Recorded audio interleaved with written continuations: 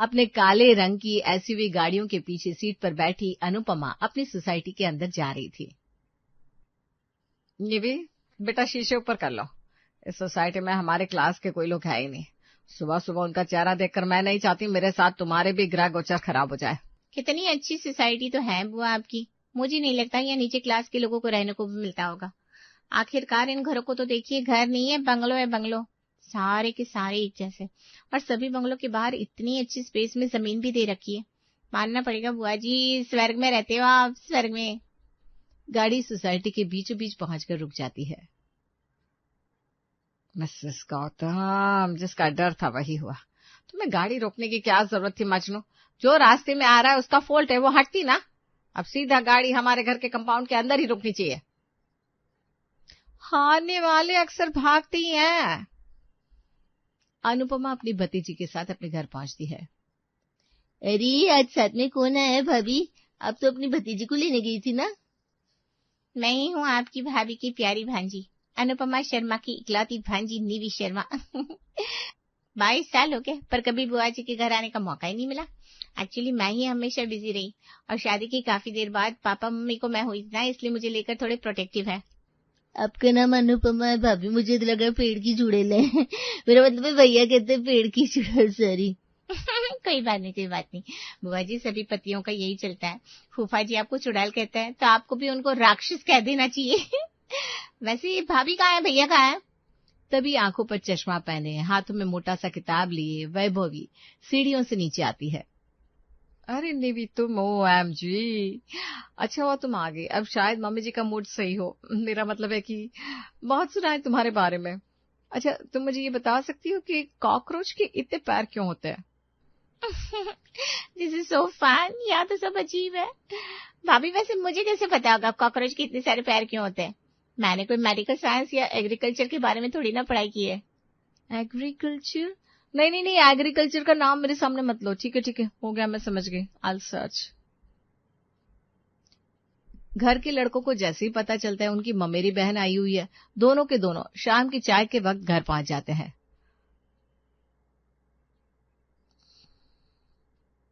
मुझे देख समझ ज्यादा है नहीं जेंजी की पसंद नापसंद की। एक स्टाफ ने बोला कि आजकल के बच्चे गेमिंग में बड़े इंटरेस्टेड रहते हैं, इसलिए ये जो प्ले स्टेशन है मैं उठा कर ले आया। अब तू इसे कैसे फिट करेगी देख ले करके।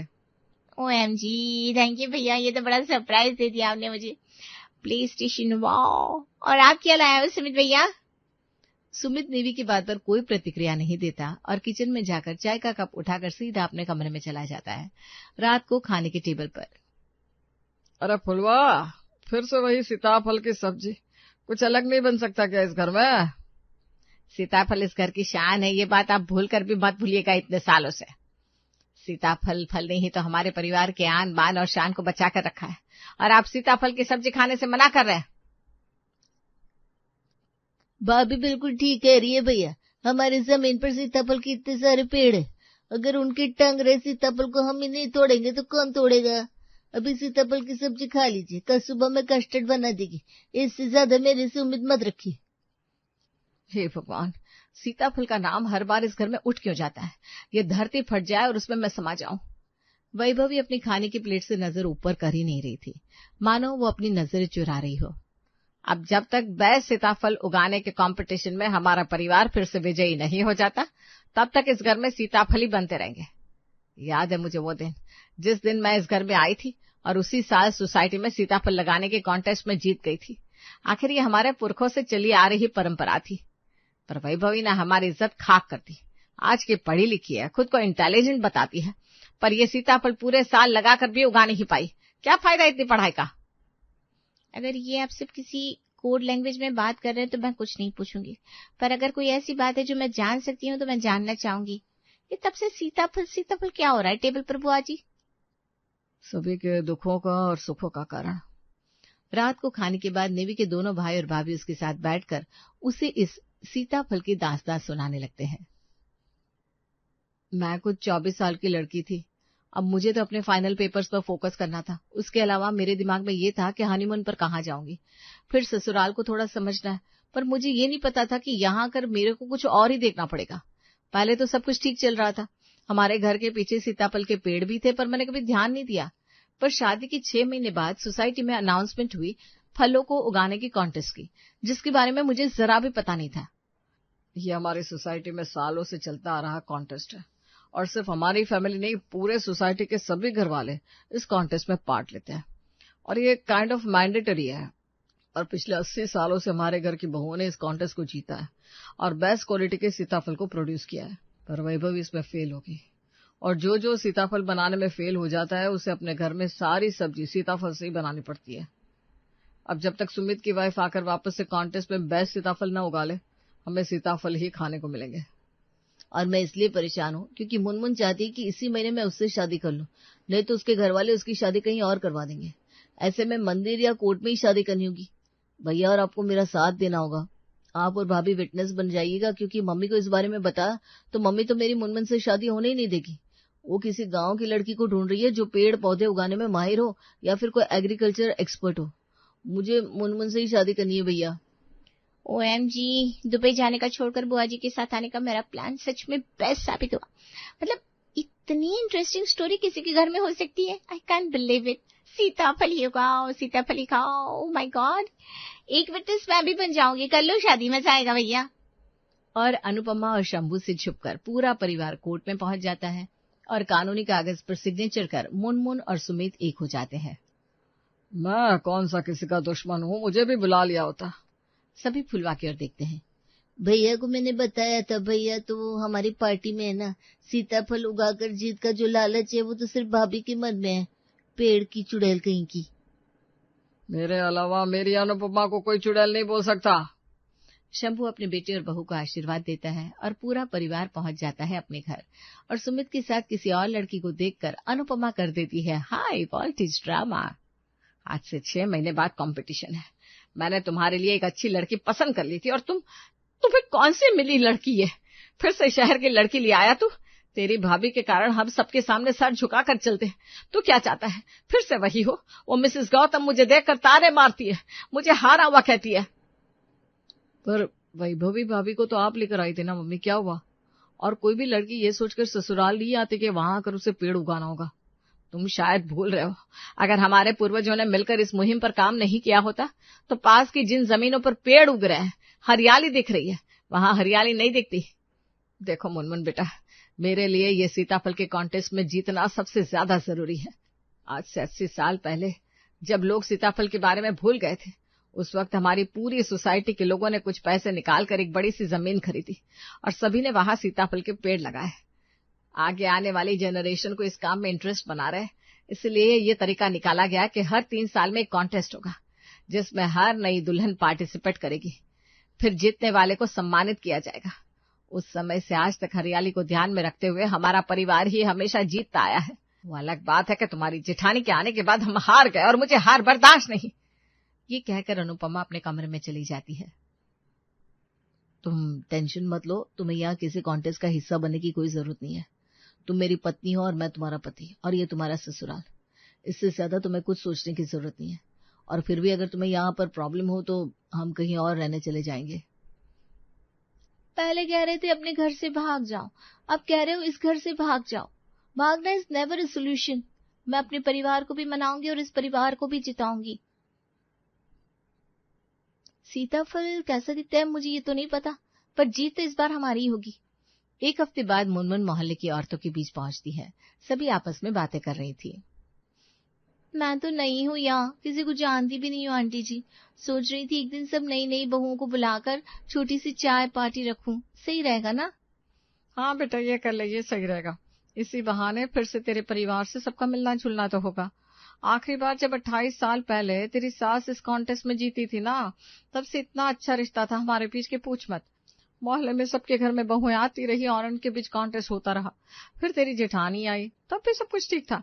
पर जैसे ही कंपटीशन हुआ और तेरी जेठानी हार गई और गौतमी की बहू जीत गई, उसके बाद से तेरी सास ने तो आसपास वालों से मिलना ही बंद कर दिया। अच्छा, वैसे पिछले 2-3 साल में कितनी शादियां हुई होंगी आंटी जी? देख, शर्मा जी के घर, वर्मा जी के घर, गुप्ता जी के घर और चौधरी के यहाँ कुल मिलाकर 7-8 नई बहुएं तो है। और अगले महीने मिश्रा जी की यहाँ भी बहू आने वाली है। मतलब मुकाबला इन 7-8 बहुओं से होगा। अगर मुझे सबको पीछे छोड़ना है तो पहले सीताफल उगाने का पूरा हुनर सीखना पड़ेगा।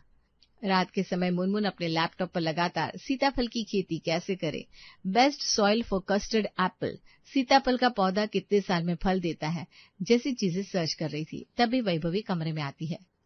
मुझे लगा मैं कहीं नए जोड़े को डिस्टर्ब ना कर दूं। यहाँ तो सुमित सोया पड़ा है। वैसे इतनी रात को तू क्या सर्च कर रही है? पति में रोमांस कैसे जगह है? घर पर कलेश मचा है, इसमें क्या हनीमून क्या रोमांस। भाभी मैं सोच रही थी कि अगर इस बार कॉन्टेस्ट जीतनी है तो शुरुआत कहाँ से करूं? तुम जिस दिन इस घर में आई ना, उससे 3 साल पहले जिस दिन मैं हारी थी, उसी दिन से मैंने भी इस बारे में जितना मिल सकता था सब पढ़ डाला था। वैभवी एक डायरी निकालती है। ये देख, मैंने नोट्स भी बनाए थे। सीताफल को सबसे ज्यादा पसंद होती है पानी निकासी वाली दोमट या हल्की रेतीली मिट्टी। अगर जड़ों में पानी रुक गया तो पौधा कमजोर पड़ जाता है। बीज से लगाओगी तो फल आने में लगभग 3 से 5 साल लग सकते हैं। इसलिए प्रतियोगिता में ज्यादातर लोग कलम इस्तेमाल करते हैं। ऐसे पौधे करीब 2 से 3 साल में फल देना शुरू कर देते हैं। धूप पूरी चाहिए, रोज कम से कम 6 से 8 घंटे, और जरूरत से ज्यादा पानी नहीं, बस मिट्टी में हल्की नमी बनी रहे। 2 से 3 साल? पर यहाँ तो 1 साल की बात हुई है ना? यही तो गलती कर दी मैंने। फल सुंदर होने चाहिए, उसके लिए जितनी महंगी मिट्टी खाद जो डाल सकती थी सब डाल दिया। पर यहाँ फलों को नहीं देखा जाता। 1 साल में पेड़ की ग्रोथ कितनी है और उसके पीछे कितना काम किया गया है ये देखा जाता है। तो इस बार हम किस्मत से नहीं तैयारी से जीतेंगे। और हमारा पेड़ उस खुली जमीन पर नहीं लगाऊंगी जहाँ बाकी सभी का पेड़ होगा। मैं अपने घर के पीछे वाली जमीन पर पेड़ लगाऊंगी। पर ऐसा क्यों? वहां की जमीन तो और खुली हुई है और बाकियों के पेड़ को देखकर मोटिवेशन भी मिलेगा। पता नहीं वहां क्या होता होगा, सोचने वाली बात है। मम्मी जी ने भी हमारे घर के पीछे की जमीन पर ही पेड़ लगाया था, और उनकी सास ने भी, और उनकी जेठानी ने भी। और आपने लगाया अपना पेड़ उस जमीन में जहाँ सभी पेड़ लगाते हैं। हो सकता है आपके पौधों के साथ किसी ने छेड़छाड़ की हो, क्योंकि आपकी नॉलेज तो बहुत ज्यादा है। और सारी नॉलेज और समझ के साथ मुनमुन लग जाती है काम पर। 1 महीने बाद मोहल्ले के पार्क में सभी नई बहुएं अपने अपने सीताफल के पौधे लेकर खड़ी हो जाती है।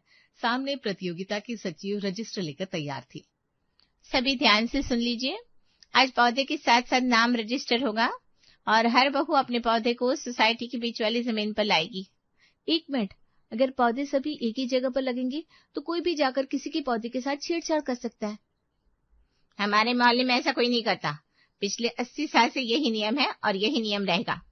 नियम पुराना है लेकिन सही हो ये जरूरी नहीं। अगर किसी का पौधा रात में खराब कर दिया जाए तो किसी को पता नहीं चलेगा, क्योंकि वहां पर नए पौधों के अलावा बड़े बड़े और भी पेड़ हैं। उन पेड़ों के बीच में कहाँ कौन क्या गुस्ताखी कर दे कौन जाने। अब उस जमीन पर कोई सीसीटीवी कैमरा तो है नहीं। बात तो सही कह रही है मुनमुन। हम भी चाहेंगे सबके पौधे ऐसी जगह हो जहाँ सबकी नजर रहे। बाकी सभी बहुएं भी मुनमुन का साथ देने लगती है। मैं भी यही कहूंगी, प्रतियोगिता ईमानदारी से होनी चाहिए। मेरी बहू ने जो कह दिया वही होगा। सभी के पौधे एक ही जगह लगेंगे, यही अंतिम फैसला है। जब मैंने पौधों को घर के पीछे लगाने की बात कही तो सबसे ज्यादा परेशानी इन्हें क्यों हुई? कहीं भाभी के पौधे के साथ भी? सोसाइटी की एक मीटिंग बैठती है और उसमें ये तय होता है कि जिसे जहां पौधे लगाने हैं वो लगा सकता है, और इस तरह कॉन्टेस्ट शुरू होता है। सुबह सुबह मुनमुन और वैभवी हाथ में पानी की बाल्टी और खाद लेकर पौधे के पास पहुंचती है। भाभी पहले मिट्टी हल्की सी ढीली कर देते हैं, फिर पानी देंगे। और ज्यादा पानी बिल्कुल नहीं, वरना जड़ सड़ सकती है। दोनों मिलकर बहुत प्यार से पौधे की देखभाल करती है। दिन का ऐसा कोई पहर नहीं होता था जब मुनमुन और वैभवी एक बार अपने घर के पीछे जाकर पौधों पर नजर न डालती। एक रोज अनुपमा उन्हें पीछे से देख रही थी। मैंने तो सोचा था ये दोनों बहुएं 2 दिन में थक जाएंगी, लेकिन ये तो सच में दिल से लगी है। अनुपमा अंदर आती है और एक पुराना डिब्बा लेकर लौटती है। रुको, यह खाद डालो। मम्मी जी, ये कौन सी खाद है? मेरे ससुर जी बनाते थे, गोबर की खाद में नीम की खली और राख मिलाकर। इससे ना पौधा मजबूत होता है। मेरे वक्त पर आपने मुझे ये खाद का डब्बा दिया था, पर जब मैं इसे जमीन पर लेकर गई तो ये किसी और डिब्बे के साथ बदल गया था। अब इन सारे इंसिडेंट को जोड़ते हुए अनुपमा को भी अब महसूस हो रहा था कि उसकी बहू हारी नहीं थी, उसे हराया गया था। इसी तरह वक्त बीतता जाता है। 1 साल बाद फाइनल से 1 रात पहले आधी रात गए मुनमुन के घर में कोई आता है वो काली परछाई धीरे धीरे गेट खोलकर अंदर आती है और पीछे वाले पौधे के पास चली जाती है। वो जैसे ही एक बोतल खोलकर पौधे की जड़ में कुछ डालने लगती है। रुक जा गौतमी। अनुपमा, मैं तो बस क्या, 3 साल पहले भी मेरी बड़ी बहू के पौधे के साथ तूने यही किया था ना? कुछ सबूत है क्या तेरे पास? उस वक्त नहीं था, लेकिन आज रंगे हाथों पकड़ लिया है। इसलिए तू बार बार सबको घर के पीछे पौधे लगाने से मना कर रही थी ना? अगली सुबह प्रतियोगी पार्क में मिलते हैं। जज एक के बाद एक सभी के पौधों को देखते हैं और उसकी जांच करते हैं।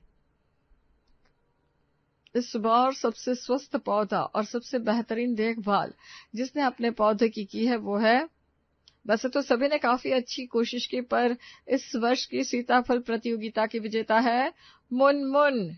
पूरा पार्क तालियों से गूंज उठता है। मुनमुन ट्रॉफी लेने स्टेज पर जाती है। इस ट्रॉफी की असली हकदार मैं नहीं, मेरी सास है और मेरी जेठानी है। काश मेरी सास जैसी एक औरत हर घर में होती तो हमारे आसपास का पर्यावरण हमेशा साफ सुथरा रहता और हमें साफ हवा मिलती। और ये पोजीशन सोसाइटी के सेक्रेटरी का जो मुझे मिला है, मैं उसे अपनी सास को देना चाहूंगी, क्योंकि अभी मुझे अपने ससुराल वालों को समझना है, ना कि सोसाइटी को। किशोर जी और उनकी पत्नी दीपा एक 2 मंजिला मकान में अपने बेटों अजय विजय और बहुएं रूपाली और श्रुति के साथ रहती थी। यूं तो घर का नाम शांति सदन था, लेकिन यहाँ शांति नाम की कोई चीज नहीं थी। बेटा, नाश्ता बन गया? तुम्हारे पापा जी की दवाई का समय हो गया है। बनाकर रखा है मम्मी जी। श्रुति से कहिए वो गर्म करके दे देगी। मुझे बच्चों को स्कूल के लिए तैयार करना है, मैं जा रही हूँ। ठीक है बेटा, तू जा, मैं श्रुति को कह देती हूँ। श्रुति बेटा, नाश्ता लगा दो आकर। मम्मी जी, जब भाभी ने नाश्ता बना ही दिया था तो पापा जी को भी दे ही देती ना। मैं खाली थोड़ी ना बैठी हूँ, मुझे भी ढेरों काम होते हैं सुबह सुबह। ठीक है बेटा, नाश्ता मैं दे देती हूँ। बस आपकी यही बात अच्छी नहीं लगती मम्मी जी। भाभी को कुछ कहने की बजाय खुद काम करने लग जाती हैं। आपकी इसी आदत की वजह से उनके हौसले बड़े हुए हैं। ऐसी बात नहीं है बेटा, मेरे लिए तो तुम दोनों बिल्कुल एक जैसी हो। एक जैसी नहीं मम्मी जी, छोटी हूँ इसलिए आप हमेशा मुझे ही दबाने की कोशिश करती हैं। पापा जी को बुलाइए, मैं नाश्ता लगा रही हूँ। तो यहाँ मेरे खिलाफ मम्मी जी के कान भरे जा रहे हैं। तू तो ऐसे कह रही है जैसे पूरे घर का बोझ अपने कंधों पर लाद कर घूमती है। काम एक करेगी और एहसान 100 दिखाएगी। हं, मैं कोई एहसान नहीं दिखाती भाभी, मैं सिर्फ अपने काम से काम रखती हूँ। हाँ, अच्छा मजाक है, काम चोरी भी करनी है और सबकी नजरों में खुद को भोला भाला भी दिखाना है। यही काम जानती हो ना तुम बस। चलो, कुछ तो काम जानती हूँ मैं। आपकी तरह हर काम में डब्बा गोल तो नहीं है मेरा। बस करो दोनों और अपने अपने कमरे में जाओ, नाश्ते का मैं देख लूंगी। दीपा की बात सुनकर दोनों बहुएं मुंह बनाकर चली जाती हैं। दीपा दलिया गर्म करती है और प्लेट लेकर धीरे धीरे चलते हुए कमरे में जाती है। ये लीजिए नाश्ता कर लीजिए, फिर दवाई भी लेनी है। आज क्या हो गया? किस बात पर लड़ाई हो रही थी? कुछ नहीं जी, आप ध्यान मत दीजिए, रोज की ही बात है ये। कभी काम पर, कभी सामान पर, तो कभी खर्चों पर रोज लड़ाइयाँ होती है। जब से दोनों बेटों की शादी हुई है, घर की सुख शांति तो जैसे गायब हो गई है। सही कह रहे हैं, अब हमारी भी उम्र रोज रोज ये कलेश झेलने की थोड़ी ना है। क्या सोचा था, क्या हो गया? कितने अरमानों से दोनों बेटों की शादियां की थी हमने। सोचा था कि बहुएं आएंगी तो बेटियों की कमी पूरी हो जाएंगी, दोनों हंसी खुशी साथ रहेंगी और हमारा बुढ़ापा भी पोता पोतियों की किलकारियों के बीच अच्छे से गुजर जाएगा। लेकिन उल्टा ही हो गया। अजय विजय भी अपनी पत्नियों के गुलाम बनकर रह गए हैं। किसी और से क्या ही शिकायत करना। शांति सदन में ये रोज की बात थी। हर छोटी से छोटी बात पर लड़ना और एक दूसरे को गलत साबित करना दोनों बहुओं की आदत बन चुकी थी, जिससे दीपा और किशोर जी परेशान हो जाते हैं। कुछ दिन बाद, बेटा, अगले महीने तुम्हारी बुआ जी के बेटे नितेश की शादी है। तुम्हारे पापा जी कह रहे थे कि कम से कम 21,000 रुपए का शगुन तो होना ही चाहिए। हाँ मम्मी, सही तो है। बुआ जी ने भी तो हम दोनों की शादी में अच्छा ही शगुन डाला था। हाँ मम्मी, इतना तो बनता है। ठीक है बेटा, तो तुम दोनों आधा आधा खर्चा बांट लेना और मुझे दे देना। ठीक है मम्मी, मैं आज ही आपको लाकर दे दूंगा। मैं भी। दोनों भाई ऑफिस के लिए निकल जाते हैं। थोड़ी देर बाद श्रुति दीपा के पास आती है और कहती है, मम्मी जी, ये तो दे दूंगा कहकर चले गए, लेकिन इनसे ना हो पाएगा। क्यों, क्या हो गया? इस महीने हमारा हाथ थोड़ा तंग है ना, इसलिए। आपको तो पता ही है, कुछ दिन पहले किसी ने इनकी बाइक को टक्कर मार दी थी। उसको ठीक करवाने में ही काफ़ी सारा पैसा चला गया। फिर बाकी खर्च भी तो लगे ही हैं। खर्चे किसके नहीं होते हैं श्रुति? तुझे क्या लगता है कि हमारे पास पैसों का झाड़ है क्या? मम्मी जी, हर बार यही होता है। ये दोनों छोटे होने का बहाना बनाकर खर्चों से बचने की कोशिश करती हैं। इस बार ऐसा नहीं चलेगा। जब तुम्हारे पतियों को कोई दिक्कत नहीं है तो तुम क्यों इतना टेंशन ले रही हो? पैसा उन्हें देना है ना, और फिर परिवार में ये सब खर्च भी तो देखने जरूरी है।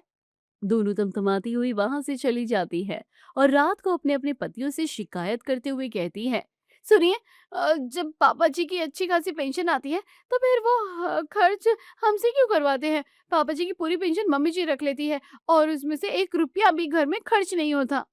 तो क्या हो गया? उन्होंने ही तो हमें इस काबिल बनाया है ना कि इस घर को हम चला सके। वो तो हर माँ बाप करते हैं अजय, लेकिन ये बताओ कि क्या उन्होंने तुम्हें ज्यादा और विजय को कम काबिल बनाया है क्या? ये कैसे सवाल है रूपाली? क्योंकि तुम बिल्कुल बुद्धू हो, इसलिए इस घर में हर बड़ा खर्चा सिर्फ तुम्हारे ही सिर में चढ़ा दिया जाता है। आज भी जब शगुन की बात आई तो श्रुति हाथ तंग होने का बहाना बनाकर मम्मी जी के सामने खड़ी हो गई। अच्छा, हाँ, हमेशा की तरह विजय भी तो तुम्हारे जितना ही कमाता है, फिर क्यों हमेशा उनके हाथ बंधे रहते हैं? और ये सब नाटक है बस। तुम इतना मत सोचो यार रूपाली। मैं कुछ नहीं जानती, इस बार तुम पूरी जिम्मेदारी अपने सिर पर नहीं लोगे बस। बुआ जी दोनों भाइयों की है, तो खर्चे भी दोनों भाई करेंगे। इधर विजय के कमरे में भी यही चल रहा था। विजय, हर महीने कोई ना कोई बड़ा खर्चा सिर पर आकर खड़ा हो जाता है। जब मम्मी जी पापा जी के पास पैसा है तो वो थोड़ी भी जिम्मेदारी नहीं उठा सकते हैं क्या? मम्मी जी तो पापा जी की पेंशन को ऐसे छिपा कर रखती हैं जैसे वो कोई खजाना हो। आज किस बात पर दिमाग खराब है तुम्हारा? इस बात पर है कि हर कोई बस तुम्हारे भोलेपन का फायदा उठाकर चला जाता है।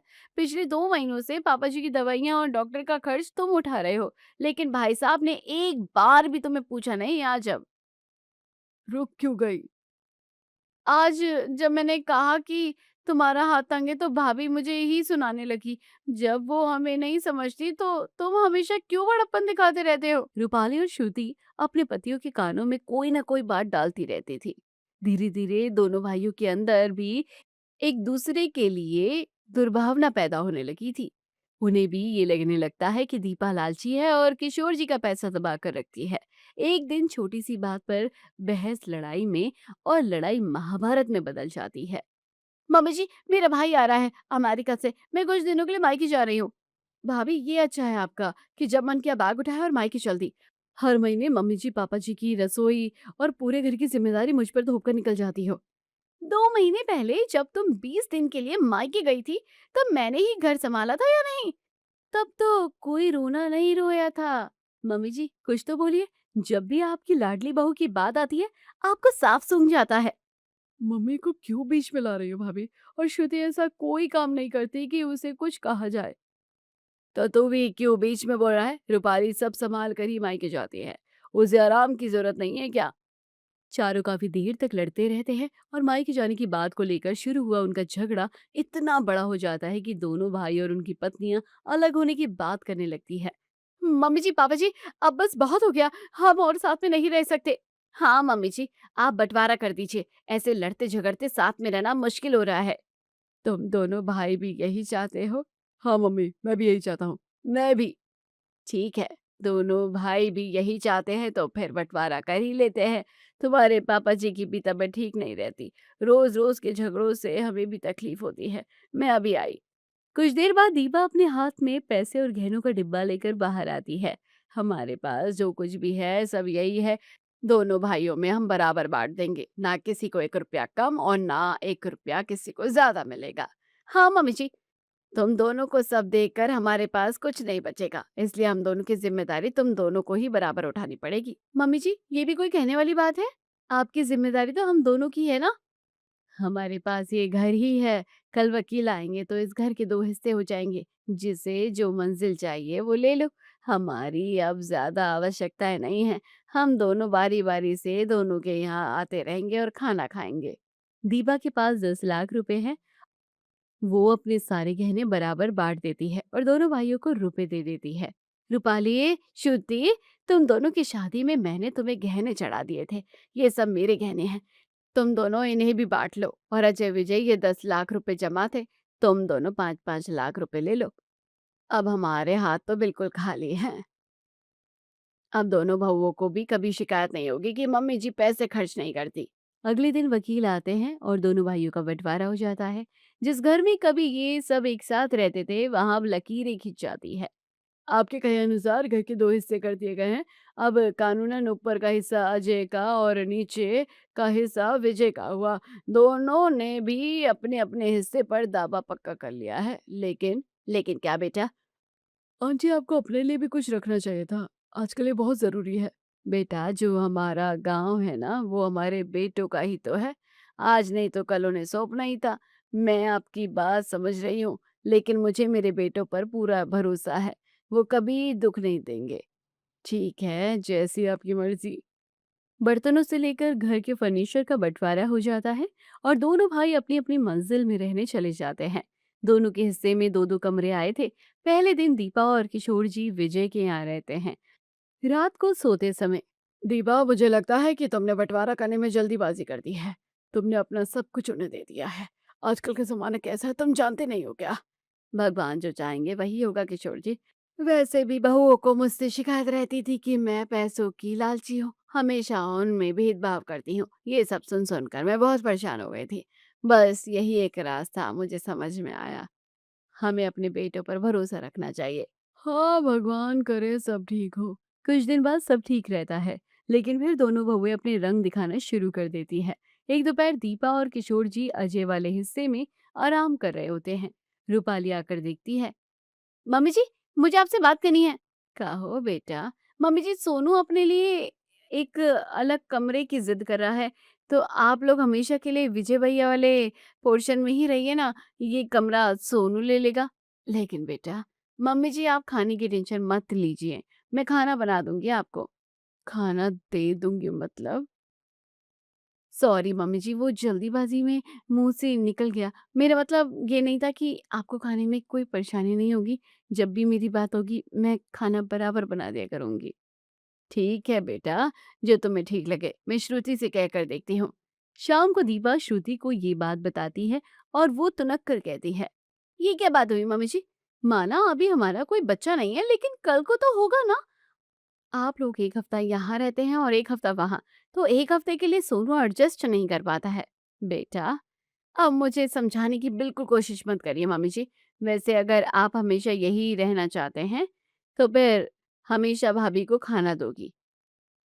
आपकी चाय नाश्ता और खाने की जिम्मेदारी उनकी। ठीक है, मैं उसे कह कर आती हूँ। दोनों बहुओं की बातें सुनकर दीपा को हैरानी के साथ साथ दुख भी होता है। वो जब रूपाली से श्रुति की बात कहती है, तो रूपाली गुस्से से कहती है। मम्मी जी, उसने कहा और आपने सुन लिया। बड़ी चालाक है वो तो। एक कमरे के बदले नाश्ते और खाने की पूरी जिम्मेदारी मुझे थोप रही है। नाश्ता और 2 समय का खाना कोई छोटी बात है क्या? दीपा, ऐसा मत कहो बहू, हमारा खाना ही कितना है। ऐसा आपको लगता है मम्मी जी? आप लोगों का खाना भी कोई कम नहीं है। उससे कहिए कि मैं 2 समय का खाना बना दूंगी। वो नाश्ते का देख लेंगी तो चाय भी मैं बना दूंगी बस। दोनों बहुओं में इस बात का खूब देर तक बहस होता है और आखिरकार ये तय होता है कि नाश्ता श्रुति देगी और खाना और चाय रूपाली। दीपा को उदास देखकर किशोर जी कहते हैं। अब उदास होकर क्या फायदा दीपा? वकील साहब और मैंने तुम्हें समझाया था। जिन बेटों पर तुम्हें हमसे ज्यादा भरोसा था, उनका अपनी अपनी पत्नियों के सामने मुंह तक नहीं खुलता है। हाँ, अब तो मुझे भी यही लगता है, मैंने बहुत बड़ी गलती कर दी किशोर जी। अगले दिन रूपाली और श्रुति दोनों अकेले में बात करती है। ये दोनों तो मुसीबत ही बनते जा रहे हैं घर की।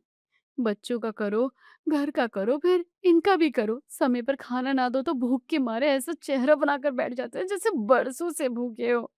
पहली बार मुझे आपकी बात सही लग रही है भाभी, लेकिन आप तो खाना देकर अलग हो जाती हैं।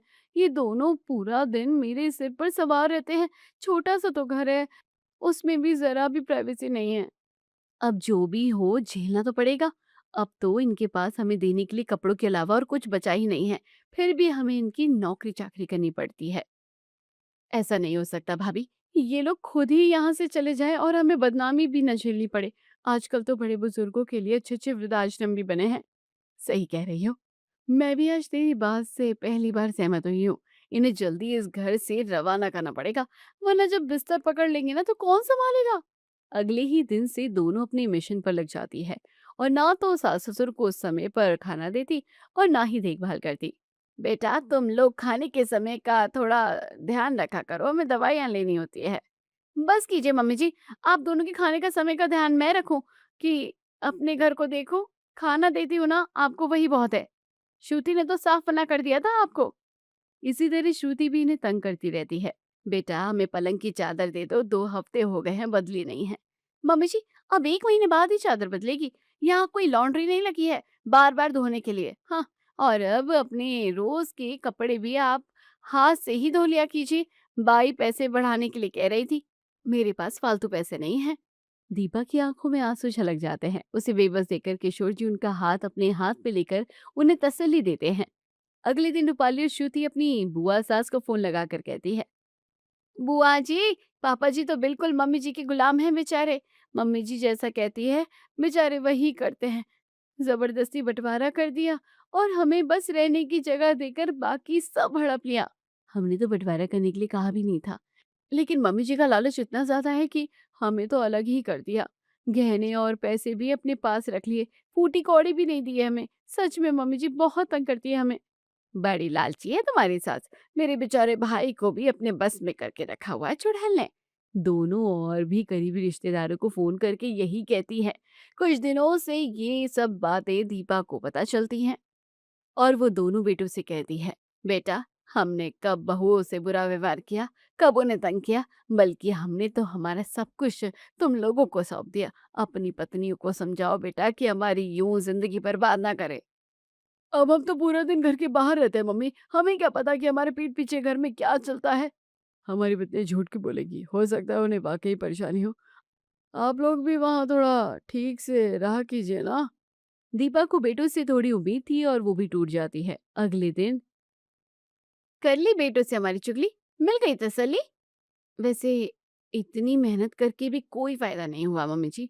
आपके दोनों बेटे अब हमारी मुट्ठी में हैं। अब हम जो कहेंगे उसी पर विश्वास करेंगे। अब तो जब तक आप यहाँ रहोगे हम यहीं रहेंगे। हमारी एक्टिंग इतनी सॉलिड है कि आपके अपने रिश्तेदार भी आप पर भरोसा नहीं करेंगे। रिश्तेदारों में अपनी तू तू करवानी है तो ठीक है, अगर नहीं तो चुपचाप किसी वृद्धाश्रम में चले जाइए। अब तो दीपा के साथ साथ किशोर जी की आंखें भी भर जाती थी रात को।